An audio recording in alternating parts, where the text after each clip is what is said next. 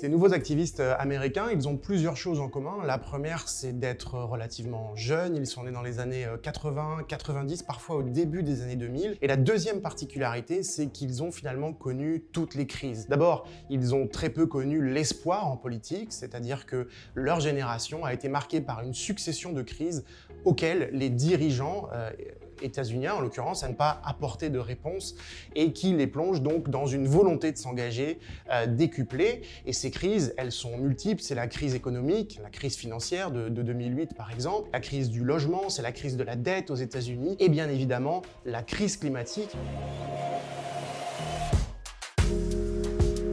Alors Alexandria Ocasio-Cortez, qui a 30 ans aujourd'hui, est véritablement l'envoyé spécial en politique de ces jeunes activistes. Elle est en train d'essayer de construire une sorte d'infrastructure parallèle au Parti démocrate, à la fois pour porter cette contestation de ces activistes et des mouvements au sein du monde politique, au sein du Congrès, mais également pour faire réélire des gens qui représentent les revendications de ces mouvements et qui sont des gens à l'extérieur actuellement du système politique. Donc cette idée de bâtir une nouvelle hégémonie politique au sein du Parti démocrate, avec cette idée qu'aux États-Unis, il sera très dur d'infléchir le système bipartite, les deux grands partis démocrates et républicains, et donc il faut gagner l'hégémonie à l'intérieur du système politique.